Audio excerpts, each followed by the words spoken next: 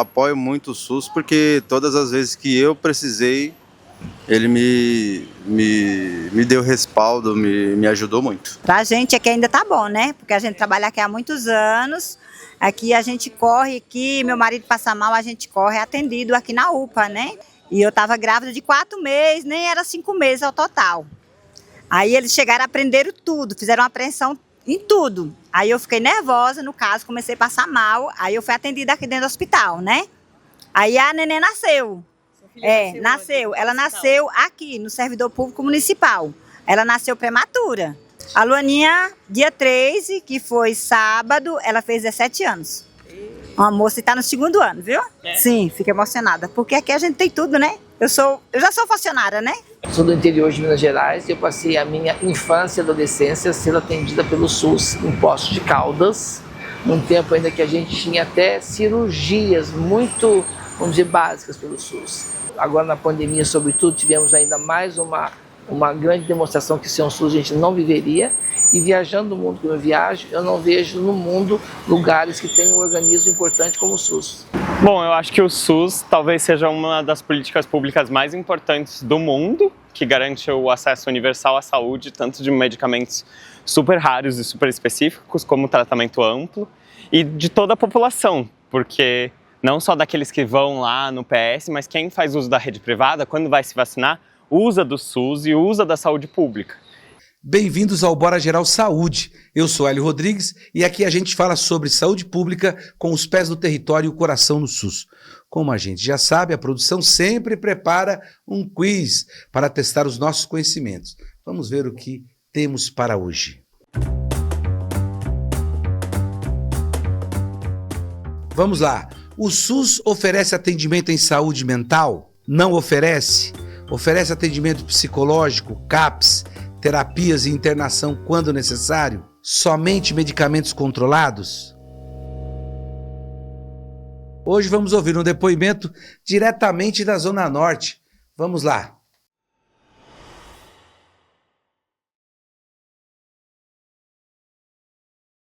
Olá, boa tarde a todos. Eu sou Benedita, sou moradora da Coab Fernão Dias e temos algumas demandas, como todas as outras regiões.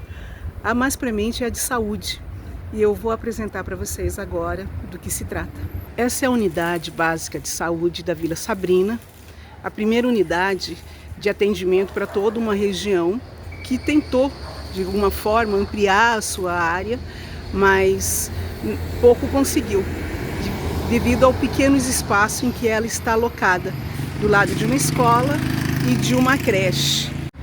E nós entendemos que é prioritário essa unidade ser construída, porque a unidade primeira, que é a de Jardim Julieta, não comporta o atendimento. O local da segunda unidade são dois sobrados germinados que são alugados. Hoje perfaz um valor de quase 1 milhão só de aluguel. No local onde as puérperas têm que subir escadas para serem atendidas no segundo andar, e é mesmo o acanhamento do espaço físico dentro dessa unidade.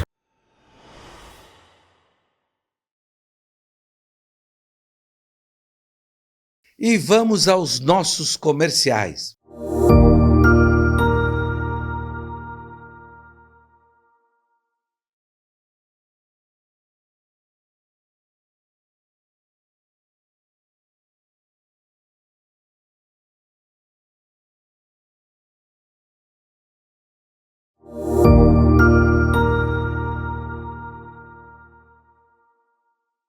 Doutor Arindo, nosso especialista, você vê conflitos de interesse quando gestores públicos assumem também funções nos espaços de controle social? Nós temos que imaginar que muitos gestores que trabalham e estão trabalhando na saúde, alguns são pensionados, alguns têm os seus interesses privados também. Que eu acho que tem que ser discutido, até porque no controle social, né, quando nós falamos em controle social, nós também estamos tendo um controle de reservas e destinação, até mesmo para serviços privados. Então, existe sim, eu acho que você avaliar quais são há situações que nós estamos estabelecendo aqui. Quando você me pergunta um gestor, né, eu tenho que entender que muitos gestores eles são indicados pelo prefeito, são indicados, e aqui a natureza humana, né, ela não quero dizer que todo ser humano vai ser passível de se corromper, mas infelizmente há uma situação em que a destinação de verbas para interesses pessoais podem ser colocadas nesse sentido. Tá?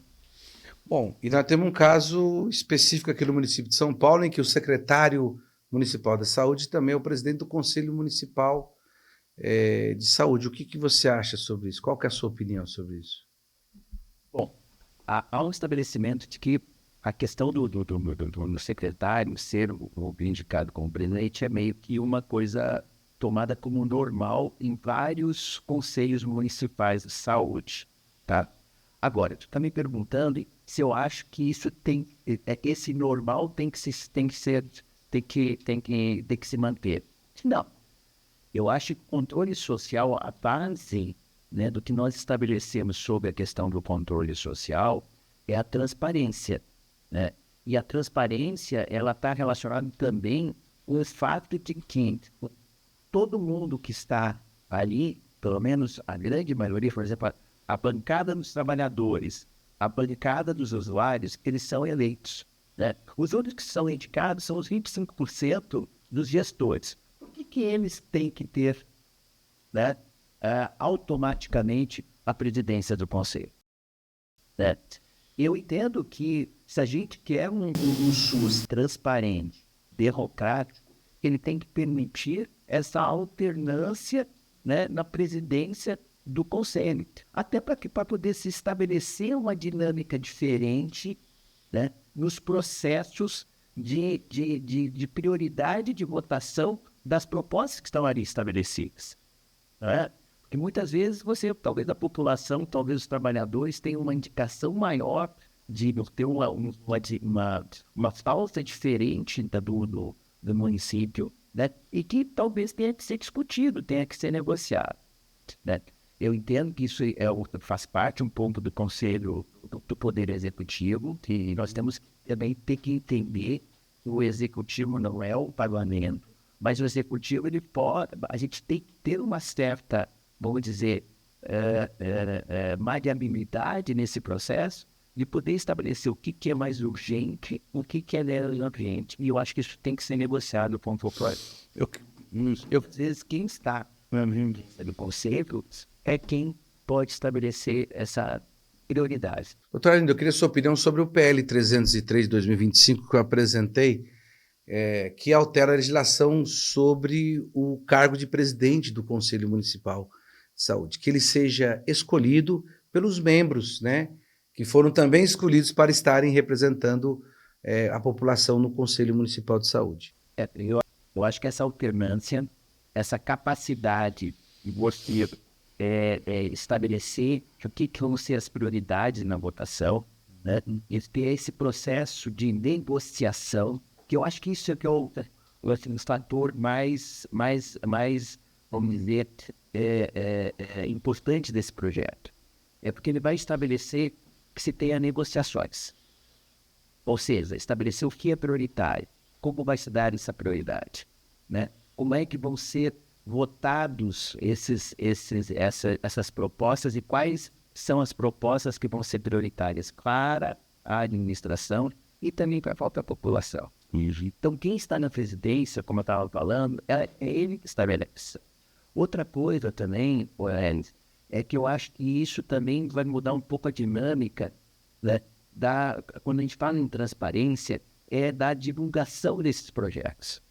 Porque uma coisa é você ser o secretário de saúde e eu trazer todos os projetos debaixo do braço e eu distribuir num dia esses documentos, e nesse dia essas pessoas terem que estabelecer, vamos dizer, conhecimento sobre aquilo que está sendo votado, né? E mais, muitas vezes ter que fazer um voto.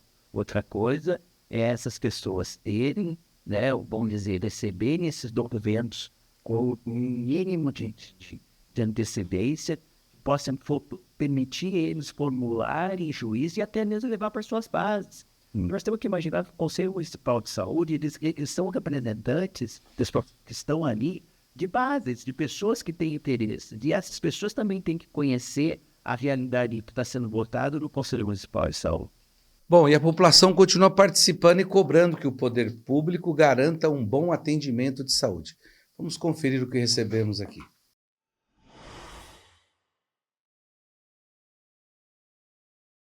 Uso o SUS 100%, eu não tenho um convênio. Então, eu uso a UBS, uso o Hospital do Servidor, uso todos os serviços que estão aí na rede. Acho que como a da maioria da população, dificuldade para marcar consulta, para passar em especialista, né? A gente fica esperando um tempão. Você vai no posto, deixa lá a guia para passar no especialista e leva mais de 3 meses ou mais, ou um ano, né? Falando da experiência do meu pai, por exemplo, ele trata no Hospital do Câncer e até hoje ele não conseguiu fazer uma biópsia. É mais de um ano. Então, é uma fila que faz as pessoas esperarem muitas vezes mais do que o tempo que elas podem esperar, né? Então, essa é a experiência que eu tenho no SUS, infelizmente. O SUS é um plano de saúde para mim. Todos os exames, certo? Tudo que eu preciso eu dependo do SUS. E para mim, graças a Deus, sempre deu certo. Porque eu não dou conta de pagar um plano de saúde. Eu estou com 71 anos, como é que eu vou pagar um plano de saúde? Então, o SUS para mim é tudo.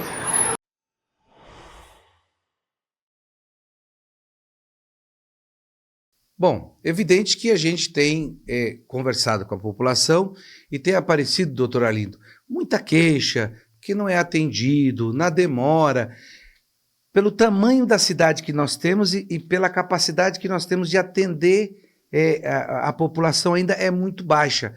Mas o SUS tem dado exemplos gigantescos de eficiência. Lembrar que o SUS é um sistema único de saúde e não existe igual no mundo. Não dá para comparar com a Inglaterra. Nós temos aqui mais de 200 milhões de pessoas atendidas pelo SUS. Então a realidade é totalmente diferente. O SUS, como a gente está vendo pela população, você acha que essas queixas, como é que a gente poderia diminuir isso? O que o SUS tinha que fazer para poder melhorar esse atendimento? Olha, aí claro que a gente toca na área do investimento. Falta dinheiro ainda? Falta dinheiro. Gestão também?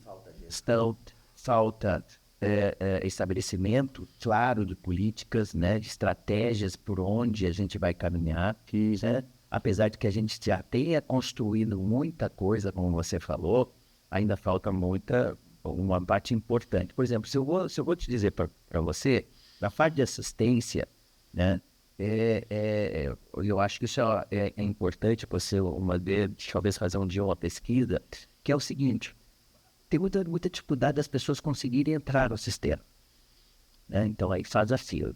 Mas as pessoas que já entraram no sistema gostam. Como é que foram atendidas? Como é que... Porque quando você entra dentro do sistema, o SUS tem toda uma estrutura, né, no atendimento básico, secundário, terciário, que ele consegue dar alguma vez, a gente chama de resolutibilidade ao caso. Né? Se você vai ver, por exemplo, toda a parte de transplante... Eu ia falar isso, o transplante, que é extremamente complexo. Somos o maior sistema de saúde, nós somos o sistema de saúde que mais faz transplantes no mundo. E transplante precisa de doador, né? Perfeito. Nós temos exatamente essa situação. Se você for ver o SUS, ele hoje é exemplo mundial nesse processo, porque existe todo um banco de controle sobre doadores, né? E mesmo assim a questão da doação, ela não é uma lista de espera em que você recebe porque você está há tanto tempo assim, não. Tudo é avaliado com um certo critério. Vou dar um exemplo para você, você acompanhou do Faustão. Ah, sim. E que pessoas disseram que ele passou na fila. Não, existem critérios. Por exemplo, eu tenho um coração para fazer um transplante. Muitas vezes eu tenho que ver o quem esse coração vai ter mais impacto. Vou dar um exemplo. Se é uma pessoa mais jovem, mais idosa, se é uma pessoa que tem mais mais comorbidades, mais doenças, né, juntos, outro que tem menos. Por isso que em alguns momentos, alguns parece que passam na frente de outros. Não, apenas é porque essas pessoas têm uma chance mais, vamos dizer, tem maior chance de que esse transplante dê certo. Porque o transplante é uma cirurgia de Complexa, né? complexa, que exige das equipes profissionais. Mas a gente não tem denúncias profundas que resultou em investigações profundas sobre essa questão da fila do SUS. Tem sempre uma queixa, porque você nem sempre tem o doador, né? Nem sempre as pessoas querem doar, né? Então, mas aí tem uma outra coisa que fica meio submersa no SUS. O SUS tem todo um processo que a gente chama de regulação, que é um processo em que existe um número enorme de profissionais que trabalham no sentido de saber qual é, vamos dizer, a situação mais adequada a ser encaminhada, por exemplo, com um transplante. Isso pode ser um transplante, mas pode funcionar também com aquela consulta do especialista. Porque muitas vezes, eu já falei aqui, eu acho que no outro programa, desculpa, né, sobre equidade. Né? Equidade não é uma coisa de igualdade. O sistema ser universal não significa que ele tem que atender igual para todo mundo. Existe algumas pessoas que têm mais necessidade que outras.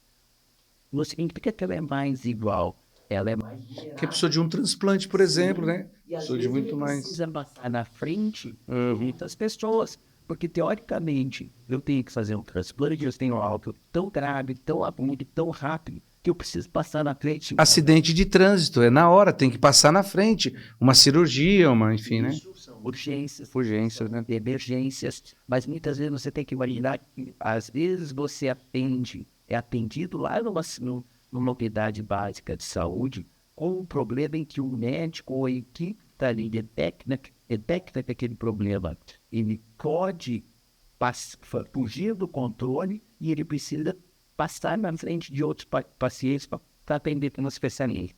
Isso muitas vezes é um sistema de regulação que funciona.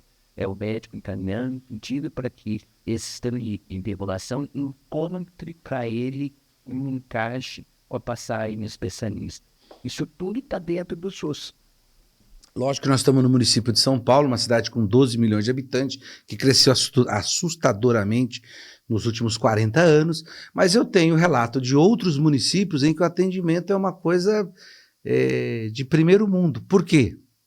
Porque a quantidade de pessoas e a quantidade de aparelhos de hospitais, de UBS, de UPA, é suficiente, é capaz. Aqui nós temos, no caso da dona Sofia, que sempre aparece aqui, uma grande lutadora do SUS, a região dela, que é ali São Mateus, Arlindo, ela passou de 200 mil habitantes há 20 anos atrás para 600 mil habitantes. Não tem unidade básica de saúde que dê conta de atender essa demanda, né? Você acha que também tem muito isso da quantidade gigantesca de pessoas num espaço curto, de território curto ali, né? Um espaço concentrado. Como é que atende 600 mil pessoas em 10 anos, que foi o que se expandiu aquela região? Aí também depende da própria gestão. A gestão conseguiu observar esse crescimento, porque a gestão pública ela tem essa capacidade de observar. A gestão pública ela tem a capacidade de se antecipar, de reservar, vamos dizer, terrenos para conseguir construir estruturas públicas, sejam elas unidades de saúde, sejam elas unidades educacionais, sejam elas equipamentos de lazer, porque... Teria que dar conta disso, né? Tem que dar conta, né? Então, você estava falando de municípios menores que têm uma infraestrutura mais adequada. Será que não é o inverso? São municípios que conseguiram distribuir melhor os seus equipamentos de saúde, né? Para que elas pudessem ficarem distribuídos numa estrutura municipal que consiga dar acesso e cobertura àquela população. São Paulo, se você for ver, tem uma quantidade enorme de hospitais.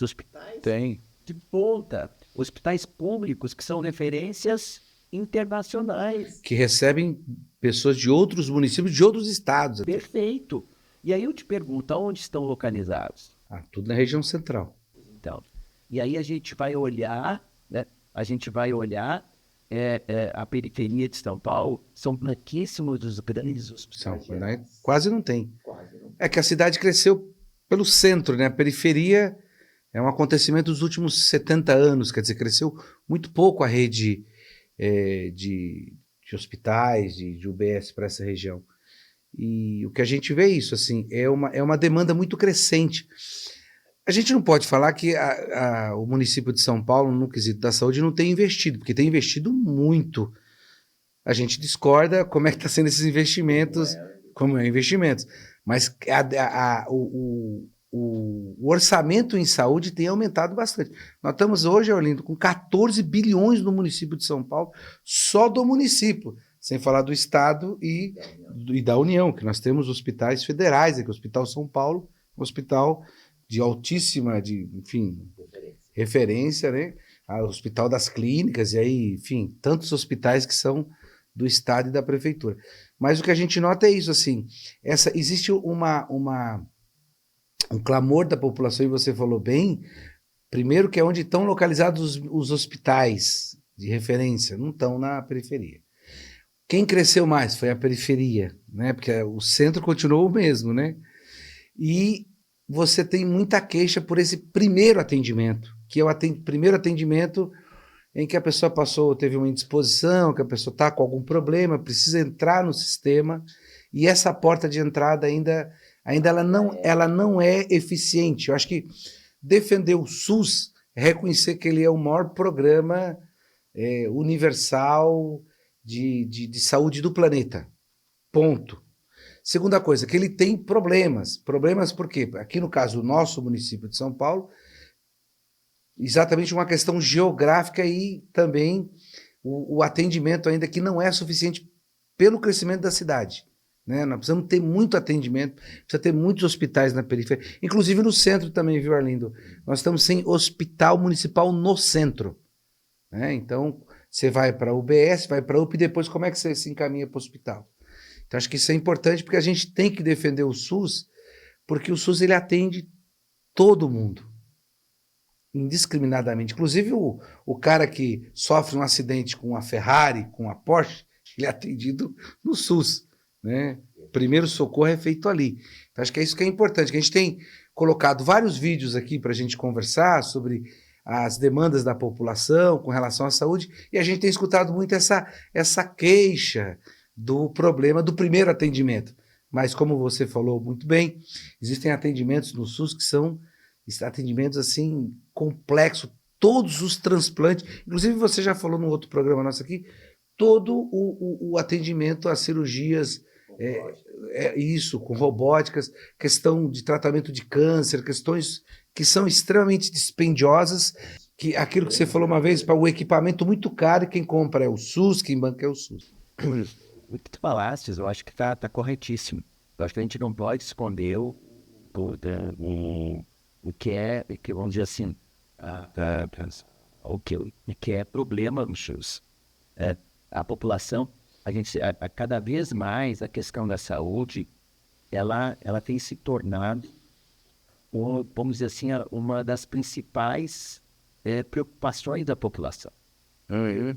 Os tratamentos, as medicações, elas ficam caros, né? O acesso a eles, né, é difícil para essa população. O acesso aos profissionais e muitas vezes aos procedimentos também são complicados. Outras, com o passar do tempo em que as pessoas vão tratando, também o seu prognóstico de vida vai aumentando o prognóstico de vida das pessoas, mais elas precisam também passar tempo com o serviço de saúde. Mas aqui é aquilo que nós estamos, sempre a gente vai voltar a bater. Tá? Saúde não é só o acesso ao serviço de saúde. Se a gente está falando em ter equipamentos de saúde, ou planejamento democrático, planejamento e gestão, né, vamos dizer, urbana, né, de você saber como a cidade cresce, porque isso o gestor municipal ele tem capacidade, ele está vendo como está sendo construído, como é que a cidade está crescendo e aonde deveria estar se estabelecendo serviços de assistência à educação, serviços de assistência à saúde. Ele tem essa capacidade de prever a cidade com muito mais tempo, tá certo? Com muito mais, vamos dizer assim, com anos de antecedência do que a gente pode planejar para construir. Tá? Eu não sei se eu me fiz entender, mas eu acho que é importante a gente entender isso. A cidade ela não é planejada, vamos dizer assim, a toque de caixa. Esse ano para o ano que vem. Ela está sendo pensada para daqui 10, 15 anos. E nesse crescer da população, ele também tem que pensar em crescer nos serviços de assistência. E, obviamente, isso que tu está falando, o acesso parte para a população, porque vai crescendo, vai faltando um equipamento próximo da sua casa, ela tem que começar a se deslocar, e ela vai ter que reclamar, e ela tem esse direito de reclamar. Voltando ao nosso quiz, vamos verificar se o SUS oferece atendimento em saúde mental.